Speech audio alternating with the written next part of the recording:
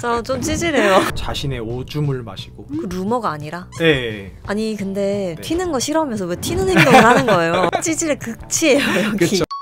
진선님과 함께하는 낭만 책방 두 번째 챕터를 열었습니다. 리액션이 좋아졌는데요. 더 저번 편해졌어요. 주보다 좋아졌는데요. 여기 2회차. 두 번째는 호밀밭의 파수꾼 셀린저의 호밀밭의 파수꾼에 대해서 이야기 나눌 건데 네. 진서님은 이 호밀밭의 파수꾼은 네. 언제 처음 읽어보셨어요? 와 기억도 안 날 정도로 오래전에. 저는 2016년에 처음 읽었어요. 12년. 12년 도장이 찍혀있네요. 그럼 그때는 어떻게 읽게 됐어요? 그때는 약간 지적 허세 이런 게 있으니까 남들이 읽어본 건 다 읽어봐야 되고 또 이게 되게 미국을 대표하는 저자잖아요. 셀린저가. 이런 건 하나 읽어봐야지. 그런 생각으로 읽었던 것 같아요. 이거는 읽어봐야겠다. 저는 좀 흥미로웠던 게 민음사 세계문학 전집을 읽었는데 유일하게 그림이 없는 책이에요. 왜죠? 이 셀린저가 예민한 작가여가지고 원래 출판할 때 아무 일러스트, 사파 그런 것도 못 쓰겠대. 그런 것도 안 된다고 네. 했었어요. 글도 없네요. 맞아요. 원래 제목만 딱 있었는데 굳이 지금까지 이럴 필요는 없는 거잖아요. 네, 그렇죠? 근데 그 의미를 좀 담고자 그렇게 편집을 하신 것 같아요. 그 정신을 이어가는 네, 거네요. 맞아요. 그래서 작가 사진도 없어요. 네. 유일하게. 네. 예민하신 분이었던 것 같아요. 네, 밀착 밀착 취재 시간이 돌아왔습니다. 호밀밭의 파수꾼 이야기를 간략하게 설명하자면은 네. 주인공이 고등학교에서 퇴학을 당하고 방황하면서 벌어지는 이야기들을 2박 3일의 여정을 쓴 거예요. 작품의 여정이 네. 셀린저를 투영하고 있는 것 같더라고요. 주인공이 이제 퇴학을 2번 당하잖아요. 네. 3번, 4번. 네 번이다. 네 번이다. 네. 네 번 당하는데 셀린저 역시 펜실베니아에 있는 벨리포지 밀리터리 아카데미에서 퇴학을 당한 경험이 있어요. 지역까지 똑같네요. 맞아요. 펜실베니아. 이 소설을 사실 21살에 초안을 잡았던 것 같아요. 출간한 거는 32살에 발표해요. 네. 되게 늦게 발표한 편이네요. 그쵸? 근데 사실 작가 같은 경우는 30살부터 시작하는 것 같아요. 아 그래요? 네. 예술 장르에서 유일하게 노년의 빛을 발하는 게 사실 소설이거든요. 셀린저 같은 경우는 32살에 이제 이 유명한 호밀밭의 파수꾼을 출간했는데 원래 집필을 했었는데 형편없는 글이라고 출간이 안 됐어요. 사회가 달라진 거예요. 셀린저가 이걸 좀 고쳤을까요? 고쳤겠죠 당연히. 이게 제목도 달라요. 젊은이들이라는 소설이었는데 주인공은 똑같이 콜필드고 소설이 좀 많이 달라졌던 것 같아요. 찌질한 사랑이 많이 나오거든요. 그죠? 찌질의 극치예요 여기. 그쵸? 이 소설에 나온 맞아요. 사람들이. 찌질한 사랑, 이뤄지지 못하는 사랑 이런 거를 재밌게 잘 그려내요. 좀 유머 있다라는 느낌을 많이 느꼈던 것 같아요. 네. 또 사랑의 경험이 또 짙게 있더라고요. 2차 세계대전에 1942년에 참전하게 됐는데 1년 전에 우나 오닐이라는 여인을 만나게 돼요. 16살인가 그랬어요. 청소년? 네. 그때는 뭐 그런 사회적 그런 게 없었으니까 사랑을 하고 그랬는데 전쟁터에 가 있는데 1년 뒤에 자기가 사랑했던 오닐이 36살 연상이랑 결혼하게 됩니다. 이 당시에도 파격적이긴 한 거죠? 그렇죠. 근데 그 남편이 바로 우리가 알고 있는 찰리 채플린이랑 결혼을 해요. 엄청 능력자였네요. 찰리 채플린이. 그렇죠. 우나 오닐의 아버지가 또 유진 오닐이에요. 유명한 작가. 예술가의 집안이었군요. 네. 그래서 이 셀린저가 유진 오닐한테 악담을 담은 편지를 보냈다고 합니다. 찌질해. 저 좀 찌질해요.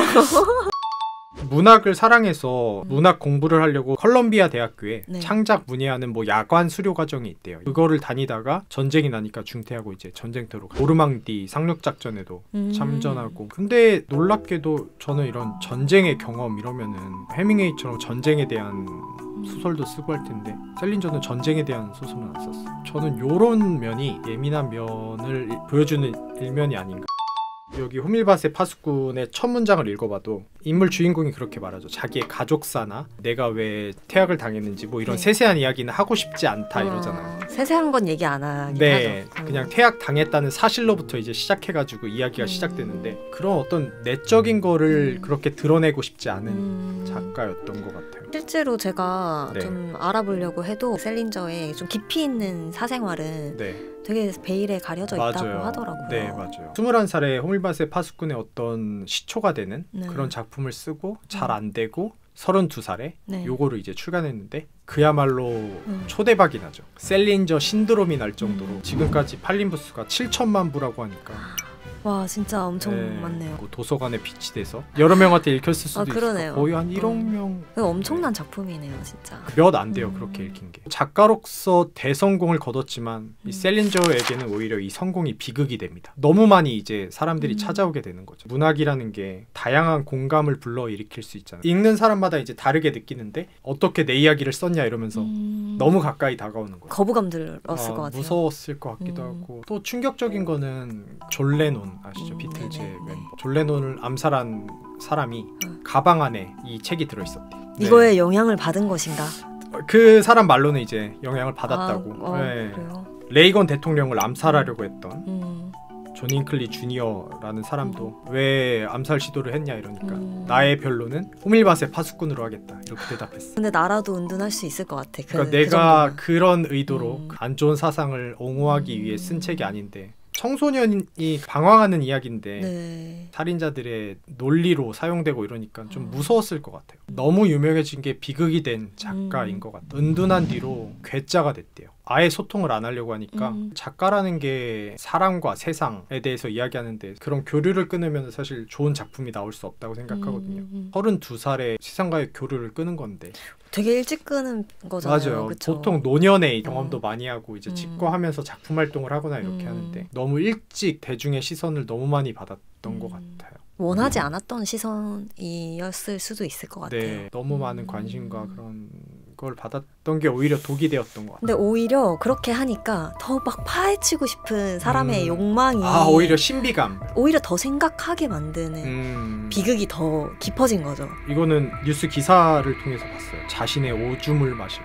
그 루머가 아니라? 네, 그런 것도 있고 16살 연하와 이제 결혼을 하게 돼요. 클레어 더글라스라는. 네, 11년 만에 이혼을 해요. 은둔 생활을 버리지 않았대요. 그러면 그 부인분과 함께 시골에서 많이 힘들어 했던 것 같아요. 너무 예민해서 힘들었을 것 맞아요. 같다. 오히려 그 소설가가 되기 위해 발벗고 이제 막 뛰어다니던 그 시절이 셀린저에게는 행복이었을 수도 있을 것 같다는 생각이 들더라고요. 근데 또 공감이 되는 게 아까 그 이제 암살하려고 했던 사람들이 이 책을 했듯이 이 소설을 영화화하겠다 해서 영화로 만들었는데 본인의 의도와 되게 다른 영화를 보고 그 이후로는 아예 또 안 하려고 하고 이런 것들이 예민한데 불안함으로 다가왔을 것 같고 내 의도와는 다르게 읽혀지는 것들이 되게 두려움으로 다가왔을 수 있을 것 같아요. 은둔하면서 그 우나 오닐에 대한 어떤 애정을 버리지 못했던 것 같아요. 그 여자를 그리워했다기보다는 그 여자에 대한 결핍을 또 채우려고 했었던 것 같아요. 우나 오닐 연배의 여자를 되게 53세, 19세 여성 작가 조이스 메이날드의 사진을 보고서 반해가지고 이렇게 팬레터를 써요. 응답이 와서 또 교제를 했나 봐요. 아니 근데 튀는 거 싫어하면서 왜 튀는 행동을 하는 거예요? 그러게요.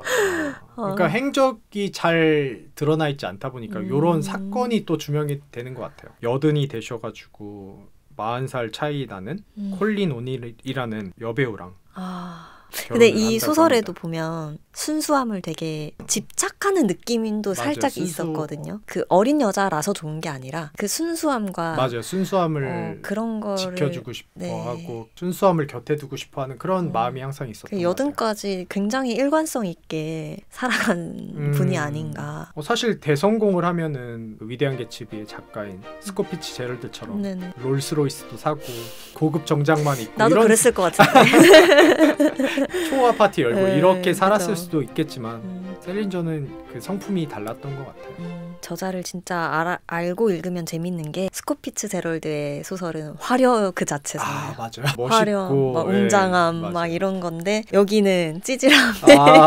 허당이고 약간 이런 게 있어서 그 작가가 되게 그대로 드러나는구나 작품에. 저희 그러면 셀린저 작가의 이야기를 했으니까 본격적으로 다음화에서 셀린저의 작품인 호밀밭의 파수꾼을 한번 이야기해 보도록 하죠. 네.